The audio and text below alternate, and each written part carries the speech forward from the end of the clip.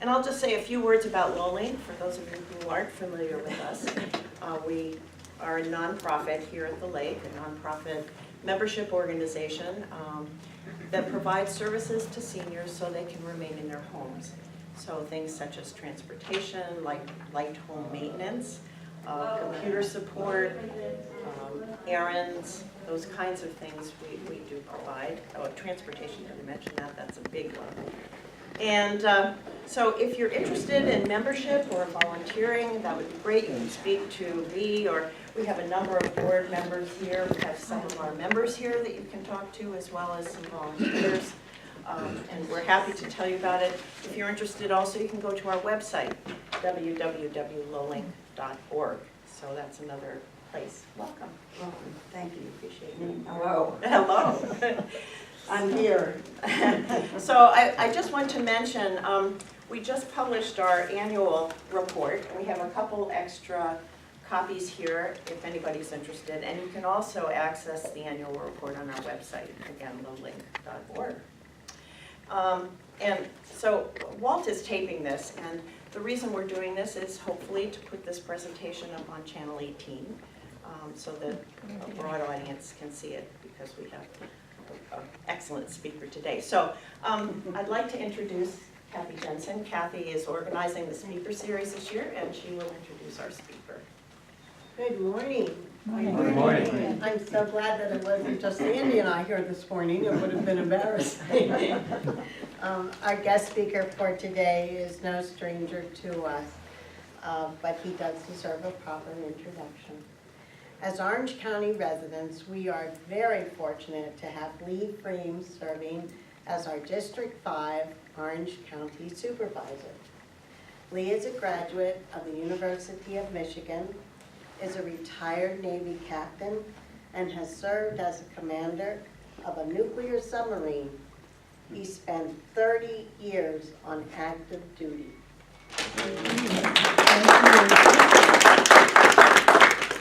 The last 7 years in the Pentagon, and then went on to spend another 11 years as a civil servant in the Pentagon, with one assignment placing him in the White House.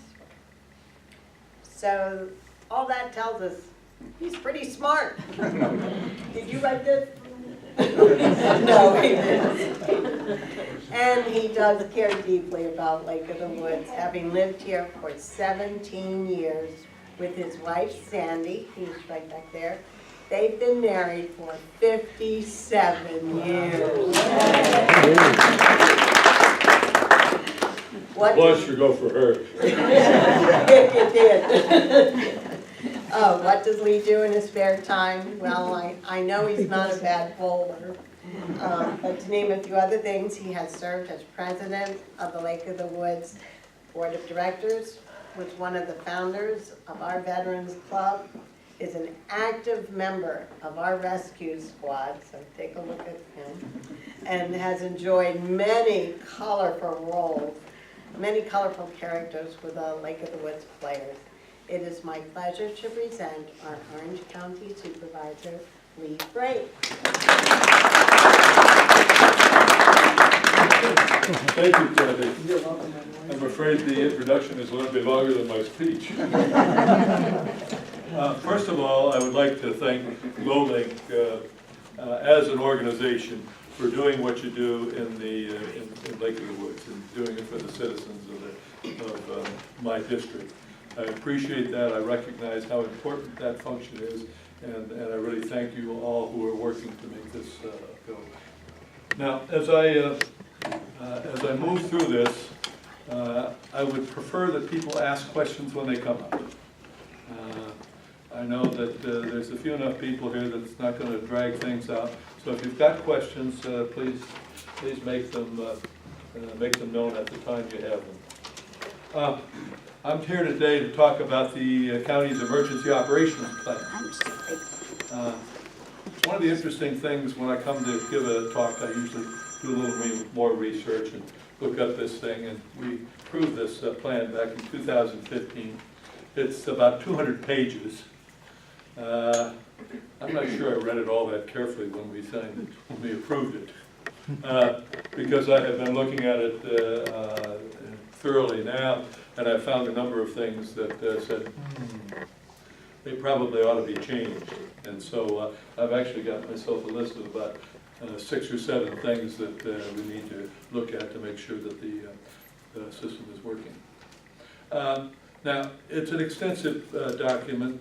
It's got 15 emergency support functions, 7 annexes, and 40 appendices. What does that mean? The emergency support functions are the basic areas of what we actually do in the thing. The annexes, let's see, emergency support functions dealing with transportation, communications, management, public works, firefighting, care of people en masse, public health, public safety, logistics, long-term recovery. Those are the basic functions to make sure that the emergency plan goes. There's 7 annexes dealing with such things as hazardous material, resource shortages, radiological, dam safety, nuclear attack, terrorism. A little more detail in that, but again, back to the 15 emergency support functions. That's the primary driver of the thing. Now, the 40 appendices, they deal with such things as the definitions and the reports and the forms and the various types of things. One of the interesting forms I found in there was a waiver form. You know, if we decide we need to take an area and evacuate it because it's got problems, and people want to get back into it, we make them sign a waiver knowing that they're going into a risky area. But anyway, there's just a whole bunch of things. Layouts of the shelters, layout of the schools, what we would do with volunteers, things like that. One of the things that you need to think about as we talk about emergency plans is much of this is an extension of what we do on a day-to-day basis. We have emergencies all the time. Somebody has a heart attack. The house starts burning. There's a fuel oil spill because some vehicle had an accident. So there's a whole range of emergencies that occur all the time on a routine basis. And what we do is we handle them with our the sheriff's department, the fire and rescue companies, the volunteers, and those are the ones that basically deal with that on a day-to-day basis. The emergency plan deals with this, extending that to a wider series of situations. Now, we've had times when we've had to augment people in the 911 center, people bring in some extra firefighters from other adjacent counties on part of mutual aid agreements. We have had situations like that we haven't actually had to declare an emergency, but we in fact did have to augment our normal day-to-day operations. A declaration of emergency is made by the Director of Emergency Services, who is the Chairman of the Board of Supervisors. Now, I've had been Chairman about 5 years overall, and I think maybe there's twice that I've actually had to declare an emergency. One of the reasons we declare an emergency, and if it's declared by the chairman, it gets to be backed up by a resolution of the entire board. But what that does is that sets into position the ability to recover the costs of an emergency. So almost every place you see in all these various support functions, we've got somebody recording all the costs. If I have to bring in a lot of extra people on overtime, that's a cost. If I have to go out and buy emergency supplies, that's a cost. There's a whole range of costs. And there are different federal funds that are available to recoup some of those costs, especially if you get a declaration of an emergency by the state or the president. So those are things that we keep track of with the declaration.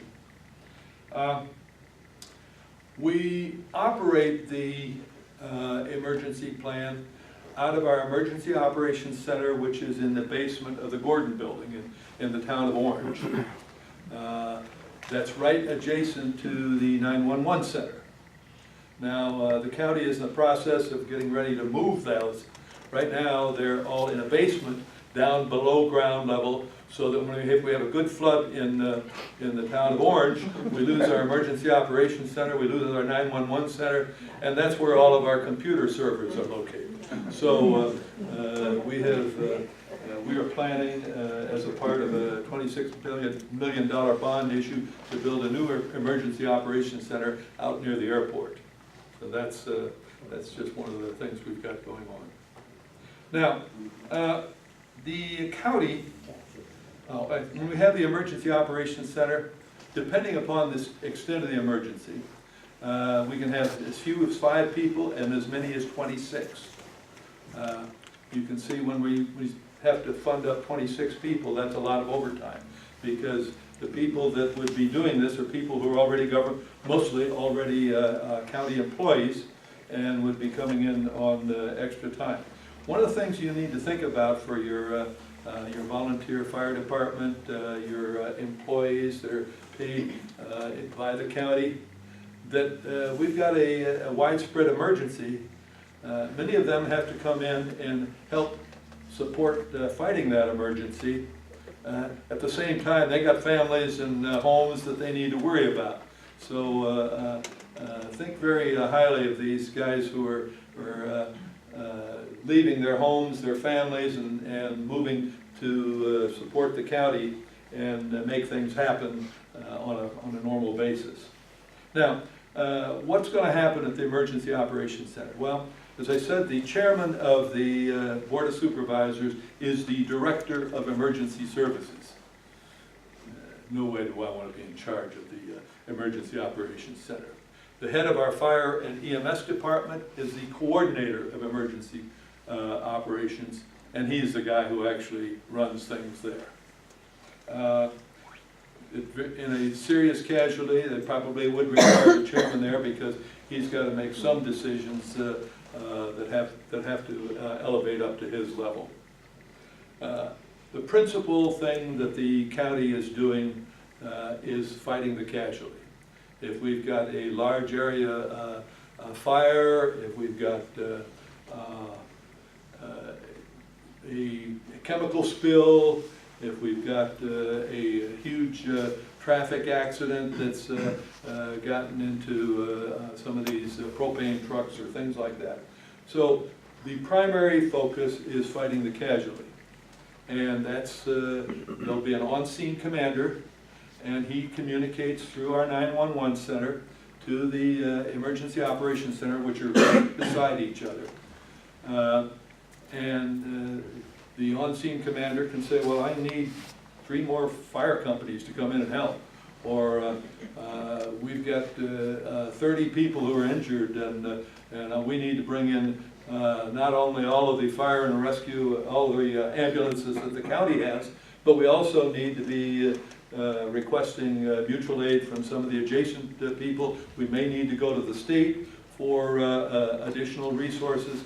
So part of what is going on in the Emergency Operations Center is focusing on all those things. They liaison with the state. If we have, which means I need more people on phones to talk to the state. It's just not a matter of, if our phones are down, we've got to use our radios. So there's a major area of concern there. The county is trying to restore services. Roads are blocked. We've got electricity that's down. A lot of areas don't have electricity. And part of the Emergency Operations Center, although they're not doing it, they're working with the various Rapidan Electric or Rappahannock Electric or any of the other companies trying to get services restored, and they're helping to prioritize which areas need the services. For instance, I'm more familiar with Rapidan Service Authority because I'm on their board. But one of the interesting things as I started looking into this was Okay, if we lose all power, you still have water. No problems. Sewer's another problem. I've got 13 sewer pump stations here in the lake, and if I lose power, they can no longer maintain, vacuum, and pull the stuff out of the tanks around your house and pump it over to the sewage plant. What we do have is on every one of the pump stations, got a little plug on the outside where I can bring up a portable generator and operate that thing for a while. So we know, we've planned for that. But there's also another pump station down at the bottom of the dam, and that's got a generator itself. So if we lose power, that system is okay. So I asked the head of the general manager of RSA the other day, said, what happens if the dam breaks and that blows all that stuff away? We'll still have water. The generator, the pumps, it's all gone. And he said, that's an interesting question. So he is meeting with people, I think, the day after tomorrow to say, how would we do that? Apparently there are such things as diesel-driven pumps and things that they could tie into that. But, you know, have they identified where they can get the pumps so they can get them as quickly as we can clear that? If there's a whole bunch of debris down there, can I even actually get down to those lines and put those pumps in place? So there's interesting things like that, and I'm sure that the telephone company and the electric company have similar kinds of problems. The Emergency Operations Center coordinates with other different entities that are help out. The public health, the schools, the Red Cross, VDOT.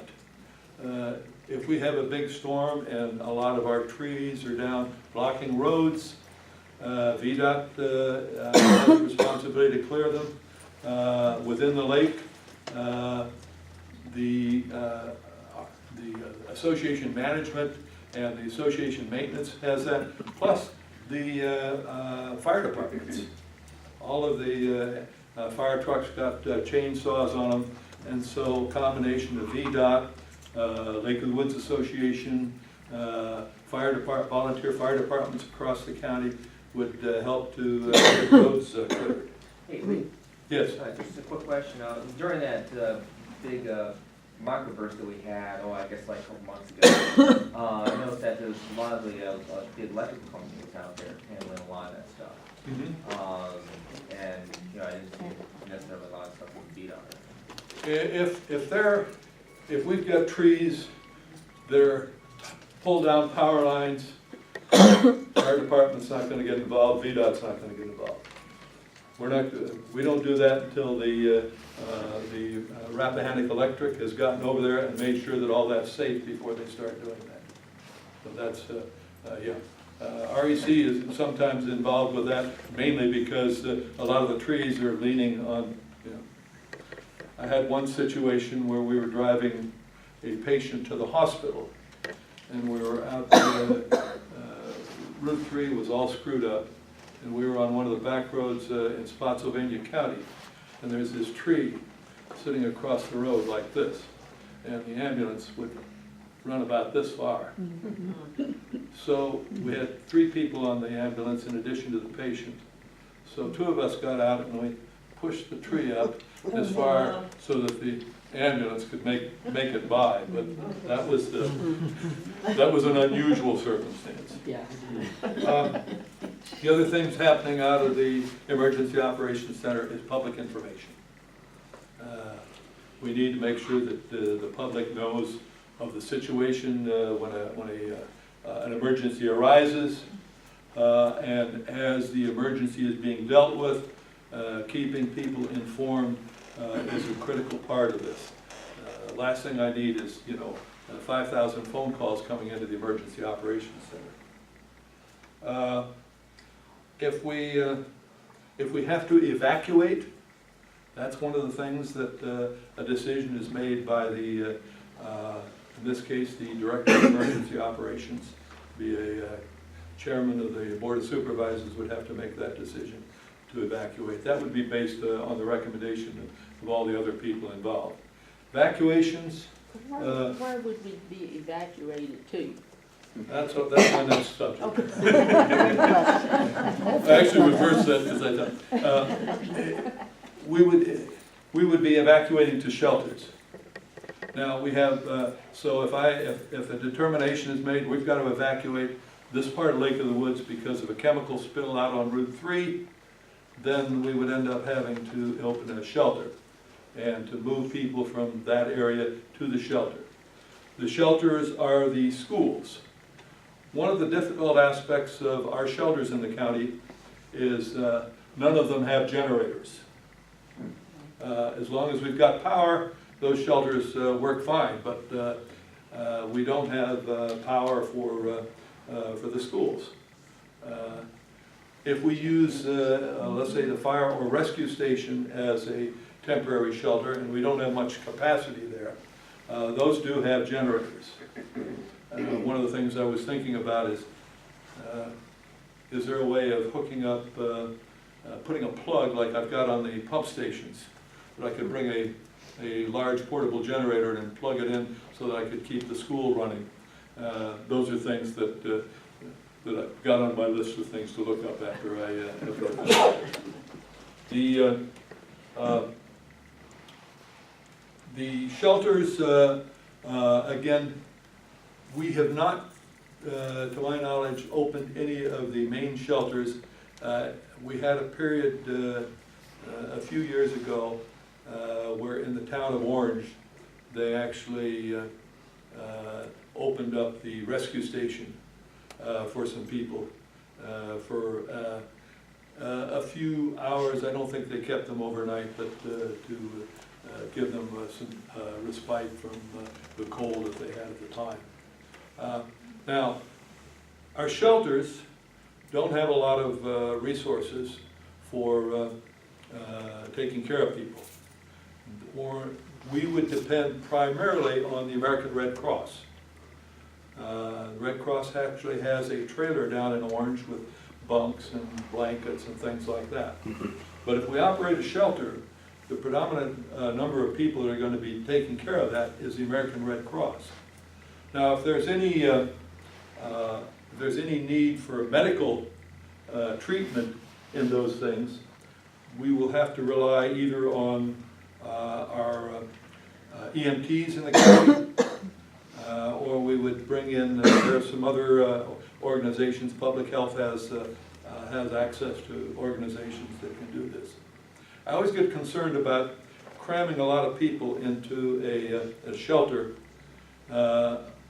and especially in a situation like today when we have so many people with serious cases of flu. So I can imagine crowding a whole bunch of people in there with flu.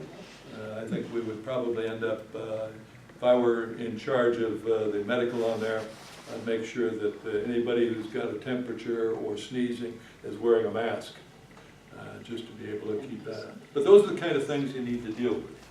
Lee, Yes, is there any consideration for pets in evacuation? that's my next Oh. thing. As I was reading the information on our evacuation, it tells people, okay, bring a blanket, a sleeping bag, bring your medications. If you got babies, bring all their baby food and you know, diapers and all the other stuff.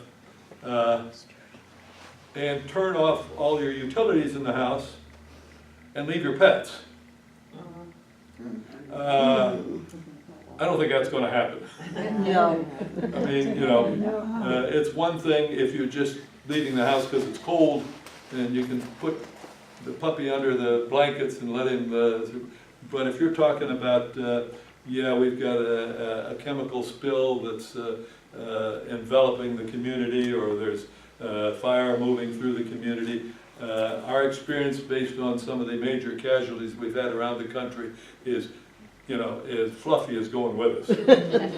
So that's another one of the things that I've got to figure out how to deal with, because I don't think people are going to leave their pets.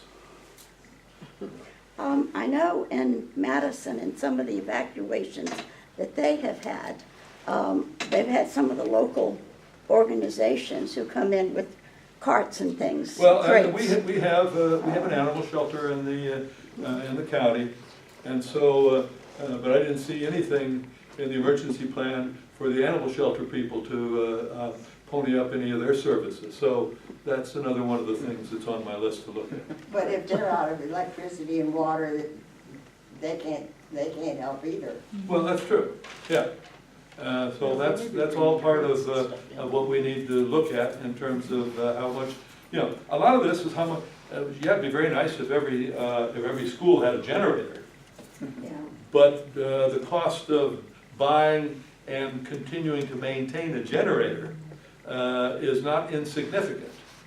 And I'm not sure that the county is willing to do that. I mean, in my 10 years, we have not had to open a school for an emergency, and buying a generator for something that's going to happen every 20 years just doesn't happen. But my thoughts are that if I can wire the school such that I can bring a generator in and plug it in, because you can hire, you know, RSA has done that. We've got their own generators. They brought in one on one of the power outages. They just hired a generator, plugged it in, left it there full time. Now, there are limits on what the county can do to directly assist the residents. I've got Sheriff's Department, I've got probably 5 or 6 county ambulances and a couple of volunteer ambulances, and if we had an emergency, I'm sure I could staff all of those. And I've got the fire departments who could staff their fire apparatus to be able to help people. But there isn't a lot of capacity to help individuals. Probably 80 to 90% of the people, if we have an evacuation or have a problem, are able to take care of themselves. What the county's really concerned about is their vulnerable population. And I know LOWLINC is dealing with that. One of the interesting things I found in the emergency operations plan was that the Department of Social Services is supposed to keep a roster of everybody who has special needs. Oh my gosh. They have absolutely no capacity to do that. I called the new director of social services about a month after she got into office and said, where's her list of all the people in the county that need special services? You know, and I got this reserve salute. So it became very evident that that was a serious deficiency, at least in the plan. Now, we do have some resources for doing that. We have in the county a smart 911 system and a rave alert system, in which you can go online and put your name, your family, your household, the circumstances in your house online, so that's available in the case of a casualty. Now, on a day-to-day basis, you know, if you have you know, somebody who's bedridden up in the right-hand corner upstairs bedroom and can't move him, and you don't have the capacity to move that person, that's something that you can tell the county, and that becomes part of the information that the county has, and they can call up that information and say, okay, looking in this area, I've got these 15 people that have problems, and we need to deal with them. One of the things, some of the things that you can put in this is, do you have transportation? Do you have access to it? Do you need assistance to use transportation? Is there a situation with domestic violence? Do we need to be looking at that? Are there some medical issues? Do you have a lot of tubes, implants, oxygen? Are you blind? You can't hear? Sensory impairment? What are those kinds of things? Do you have mobility issues? Can you move around? Do we have a member with psychiatric problems in the thing? Do you have a need for electrical power? There are a lot of people on home oxygen, and they have a little generator in their house that's providing that oxygen. Well, if you lose power, you're losing that oxygen. Those things become important. I had a lady call me 2 days ago, And she said that she has an autistic child.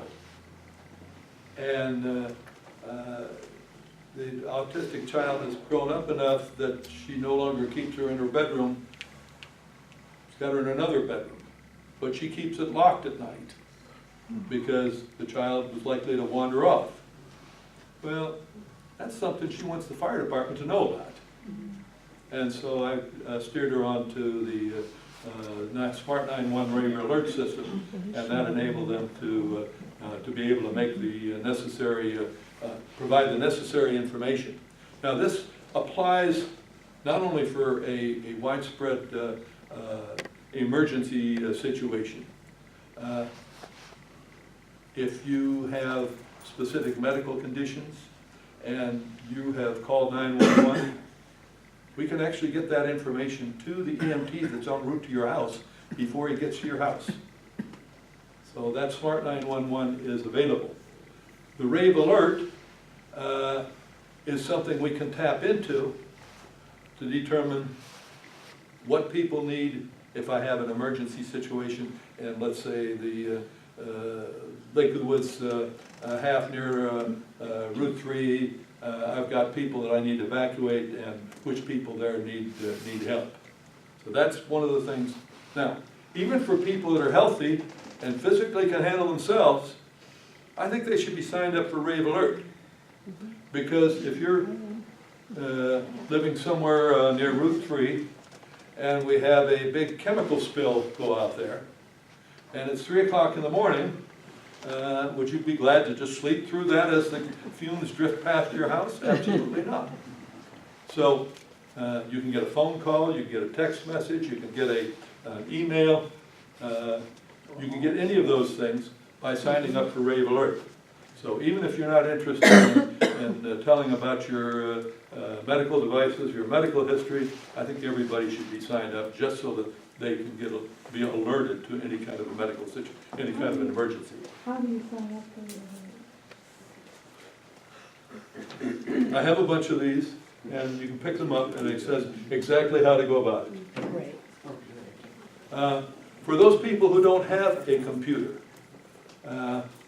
I look to maybe some of the faith-based or community-based organizations to try to help people get signed up, because they may have a phone, a cell phone, a regular phone, any of those things. So even though they may not be able to enter that into the computer themselves, enter it into the county's information system, they would still have that information available to them so that they can get the information of the alerts. Yes?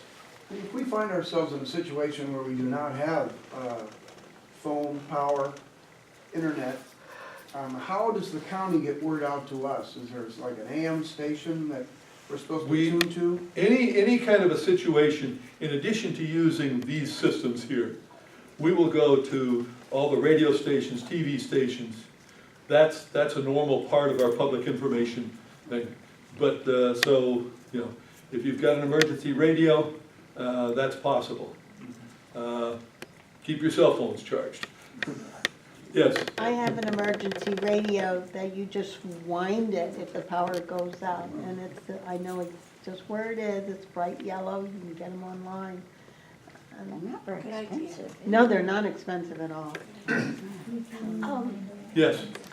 In the case of a chemical spill, is there a differentiation between a really nasty thing or a gas truck that rolls over on Route 3? Because I know they have to close the road and go. When somebody gets there and we get an initial report, and we said, okay, this is a big chlorine tank. We don't know whether it's got a leak or not. Yeah, But the on-scene commander comes back to the 911 center and says, hey, there's no leak, but I do need fire department to protect the area, or we're not sure if there's a leak. right. Okay, so then it becomes the decision of the on-scene commander and the emergency operator. In this case, on a normal basis at the 911 center, is this serious enough? And it'd probably be the county's fire and EMS duty officer would say, let's evacuate, or no, we don't evacuate. No, I'm thinking about the rave alert. Yeah, The rave alert would come in when a decision is made that this is a dangerous situation. Okay, so to be honest, I don't want to be woken up if the gas truck rolls over. Because I've seen that happen on Route 29 so many times. So, I mean, that's, Oh, my God. somebody has to, before we initiate the rave alert system, somebody has to make a decision that this is an emergency, requires alerting people. Thank you. One of the other possibilities, of course, is we would be notifying Lake of the Woods Association. And Lake of the Woods Association also has their common contact system to alert people as well. So there's a variety of techniques. Okay.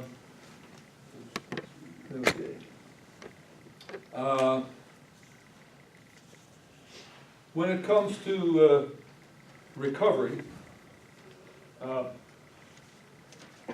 there is a lot of funding available if it's a major casualty. There's funding available through FEMA and through other federal programs to provide information such that people can, your house has been swept away in a flood. There's opportunities for, let's say, up to a year of rent. Funding to help get the thing restored. So there's a lot of funding available for individuals, including even as much as, hey, my workplace is down the drain, and there's possibility for unemployment help in that area to give somebody some income that they're doing.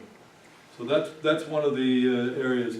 Plus, as I say, we keep track of everything we do to make sure that, if we had to go out and buy a lot of supplies to help fight a casualty, or I had to put 30 people on overtime for 3 days, there are funds to come back and help the county either restore its functions, replace buildings that have been destroyed. So there's a variety of things. So one of the things we're doing all along is we're keeping close records of everything we do. One thing I wanted to talk about is volunteers and donations. I can see a situation where people decide, okay, hey, we've had a lot of people's homes destroyed. And so all of a sudden donations start piling in, clothing, stuff like that. That's a disaster almost. I have been down at remote area medical down in Wise County the last few years. And for the 3,000 or so people that come there requiring medical services and help, the local churches have provided a lot of clothing. It's a full semi of bagged clothing. But those people have done a lot of sorting in advance, and there's probably 8 or a dozen people making sure that it's laid out such that people can get at it. But I've seen situations where all you got is just bags of clothing, half of which should have gone into the compactor. So making donations is a shaky event. It needs to be coordinated, it needs to be planned. Volunteers. The last thing we need is 50 people showing up at the emergency center. I'm willing to help, what can you do? What am I willing to let you do? I mean, I can see a guy, hey, I got a 4-wheel drive and 3 of us all got chainsaws and we're willing to go out and clean and clear roads. Well, these guys really know what they're doing, or they're a bunch of Paul Bunyan wannabes. So, this is a part of managing it. Because if I say, okay, I'm going to put those guys in service, and they screw up, hurt themselves, hurt somebody else, the county's now involved. If, let's say, a guy sees 2 houses down the road, there's a tree across the road, he gets a couple of his neighbors, they take a chainsaw, they pull it out of the way, that's fine. Same thing, you look at maybe a firefighting going on. There is a house burning down, firefighters are fighting it in cold weather, and one of the next door neighbors comes out with a pot of cocoa and a bunch of styrofoam cups. That's great. Now, she goes walking in there and saying, try to do this and do this, you know, and getting interfering with all the firefighters trying to do the thing, you know, that's not so good. She stands off here by the side saying, hey, I've got it. You guys can come over and get it. That's the kind of volunteerism that can be helpful. So, again, when you begin to think about volunteerism or donations, all of these need to be better planned and use some common sense in that. I think that's pretty much all I've got to say about the emergency plan. Are there any questions? Yes? I've heard about some areas that had a problem and found out about it in an emergency, and the coordination between volunteer organizations. They discovered that the radios of the fire department and the rescue squad and the sheriff's department couldn't talk to each other. Is that something that's been coordinated in Orange County? We're part of that $26 million bond issue is buying a new communication system for the entire county. We've got sheriffs who are in some parts of the county, they're inside a building, they can't communicate. Right. Nobody can hear them. They can't hear the 911 center. We have just finished combining the sheriff's and the fire and rescue's dispatch. They're now all in one area. Save us some time.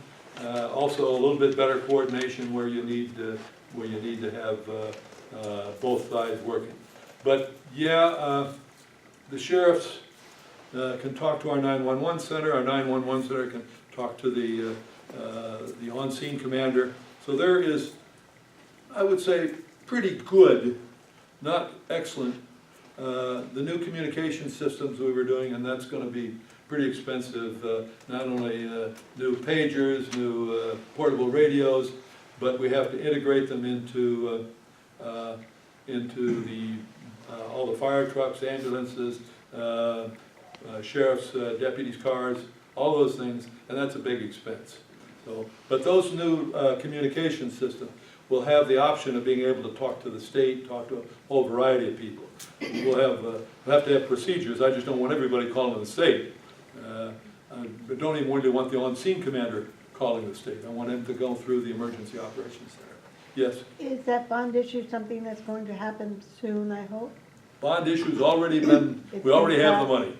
Oh, okay. So when is all this gonna start, all these improvements? Well, we have actually started some work with the fiber optics. Yeah. Because what we're doing is we're coordinating our emergency communications, new emergency operations center out there near the airport, and trying to provide broadband throughout the county. These are all 3 initiatives going on in coordination simultaneously. Hey Lee? Yes. Is that the thing where they're running the fiber optics from Gordonsville all the way up to Locust Grove Middle School? That's right. Okay. And there's been some glitches with that. We got the grant like 6 hours before the deadline to grant it. We know that this current head of the Federal Communications System does not like that ECC system that grants us that money.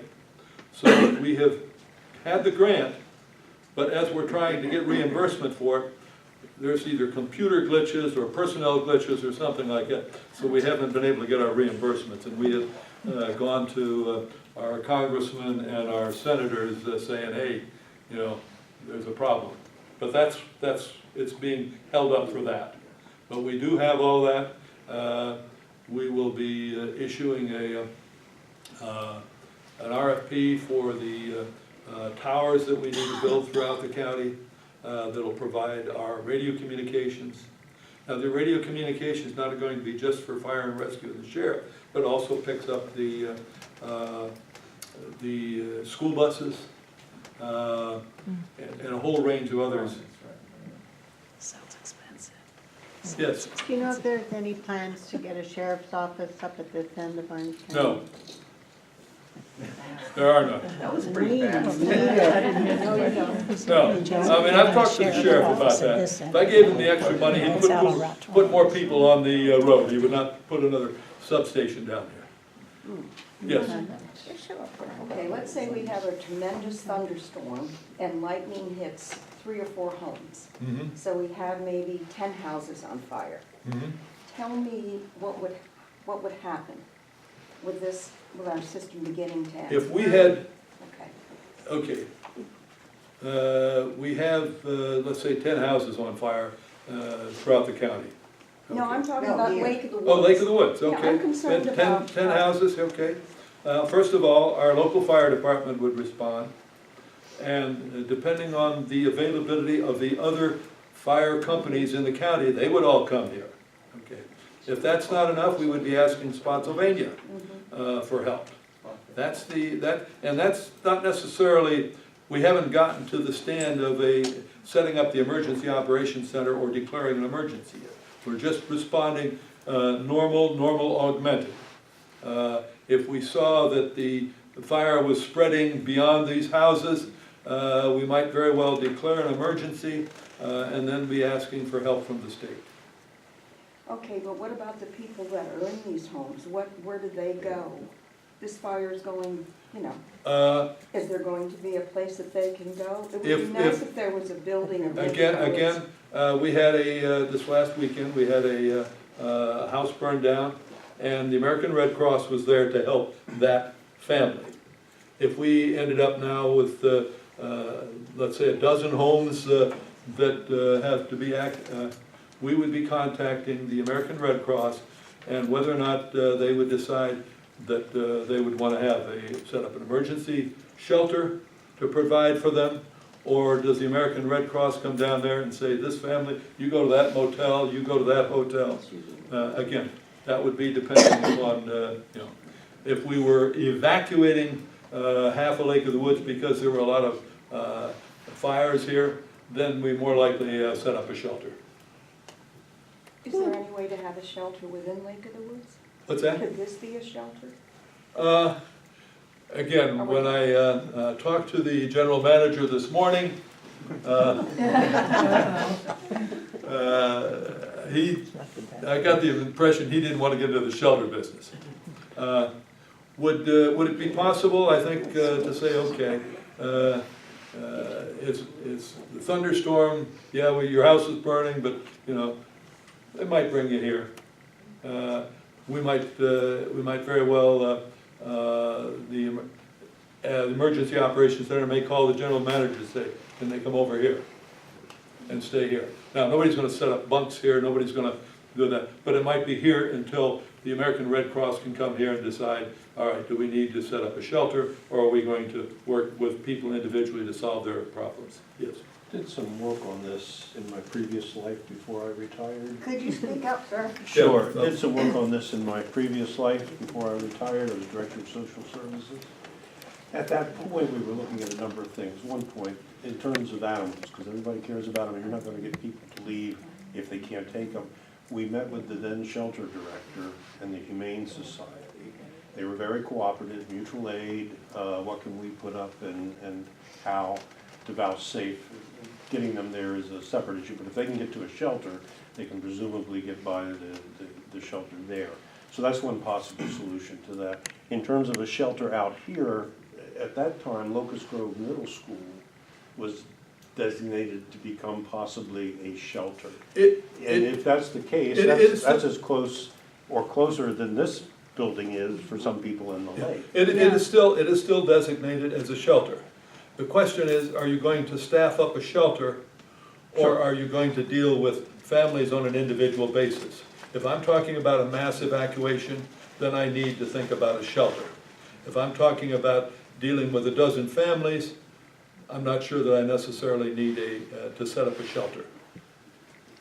People are shelter adverse. They don't like to go to shelters and sleep with a bunch of people, and they will try to manage at home. And they should. And one of the important things we can do, as Leah's standing here talking about what the county is going to do for you, it's about what you could do for yourself. I don't know how many people go to Food Lion the night before the big storm, but if you've observed that phenomenon, right? You got people who are allergic to dairy products stocking up on milk. I don't know why. But that's what they do in an emergency. So there are lists that are published by the health department, we work with them, that tell you what you need to have around you. The other thing is, folks, we're Americans. Know who lives around you, know who's vulnerable.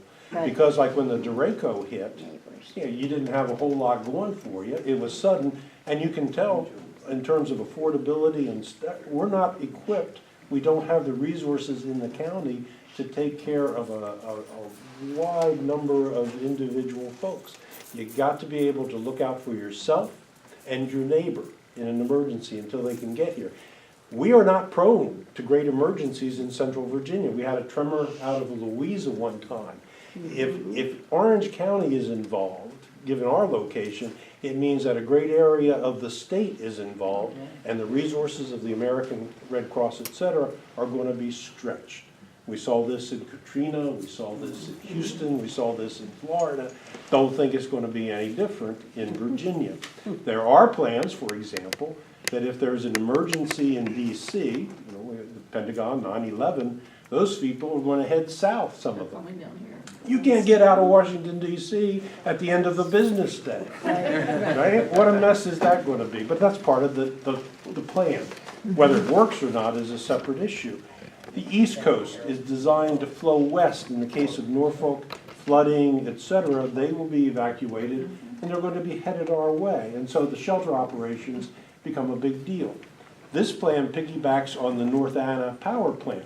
We have always had to have the Nuclear Regulatory Commission have a plan, which we review periodically. We went through the drills, tabletop and otherwise, to make sure that if that happens, because we're out of the radius, that's why we'll be involved, but the people who are in that radius, they're going to have to come out.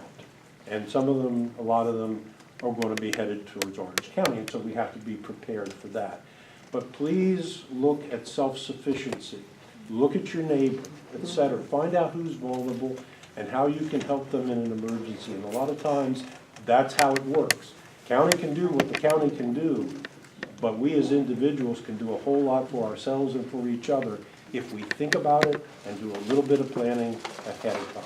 Can't But recommend that highly enough. There's a big problem, like around me, 10 of the houses that are around me are only weekenders. One of the things that FEMA is working with is developing a community-based pre-disaster planning. And this is for mitigation, for areas that have earthquakes. Are all the bookshelves bolted to the wall? I mean, that's simple as that. Because if you have an earthquake and a bookshelf falls on you, you've now augmented it. But there's a whole range of different things that people can do. Even such things as bolting the water heater so it doesn't fall over. And there are different kinds of things, and local communities can sit down and think of, all right, how can we, what are the logical problems that we would have here in Lake of the Woods or in Orange County? What are the kinds of problems we would have? Loss of power, okay. What can we do about that? Well, I don't know. There are, know who needs electrical power to survive. Because our focus from the county is going to be making sure that people stay alive. So if you're cold and you probably are going to be pretty low on the priority list because there's somebody who needs power to keep their oxygen going. Yeah. That's where you're going to put the priorities. And knowing that, it comes from the Rave Alert system. But there are different ways of doing that. Again, county's going to be focusing on fighting the casualty. If we make an evacuation, we use school buses to bring everybody out. If you've got transportation problems, but as I say, most people, that's why 80–90% of them are going to take care of themselves. we got a casualty coming, we got a hurricane, make sure your gas tank's full, make sure you got more milk than you need. Make sure your cell phone is charged. Yeah, all things like that that you can do to take care of yourself. Yes. Do you have people identified that can interpret for people who don't speak English or Spanish? I don't think so. Yeah, the question was, do we have people who, are, you know, I carry a little thing on my rescue duty, a little series of cards that speak to Spanish, and so I say, okay, you know, how bad is the pain? And I got, you know, 10 circles there with a smile at one end and a frown at the other end. You know, how bad's your pain? You know, and where does your pain, you know, and a couple of Spanish words so that I can deal with that. They make these cards, and I carry one around in case I run into somebody who can't speak English. I've had that happen to me once, but fortunately the guy's supervisor came with us on the ambulance so he could interpret for me. Yes. How many need to go out and buy a sleeping bag? Come on, raise your hand, be honest. You all have sleeping bags? Oh, I used to have one. I would encourage LOWLINC as an organization to make sure that all their members have filled out the Rave Alert system. Whether they need any kind of assistance or not, I would encourage the church, which is represented here today, and any other organizations to make sure that everybody has this filled out, if for no other reason to make sure that you are on the receiving end of any emergency notification. Why don't you write an article about that? I have done that in the past. Well, I'm Probably sorry I time to missed do it again, maybe. I'll leave these over here and you can pick them up on the way out. Yes. Does the Rave Alert, the people, whoever manages that, do they coordinate with the, let me think, the electric company knows who needs power for oxygen because they get notified by the oxygen companies. And somebody notifies the, excuse me, the rescue squad for some special cases. So do they coordinate with them? I don't think they coordinate with the electric company. What we do is we say, okay, in a Rave Alert, I can call up the Rave Alert system and say, everybody in this circle here, I want to know them, anybody who has mobility problems. But that changes. And that changes, and if you suddenly get oxygen, you're That's not, right, it does change. you're not And the fact necessarily is, the gonna county think can't about keep that up if you don't Right. keep it up yourself. I mean, the Rave Alert Smart 911 system, they automatically send out a message to you about every 6 months saying, check it to make sure it's updated. Lee, on behalf of LOWLINC, we thank you very much for coming to visit with us today. It was very informative. Yes.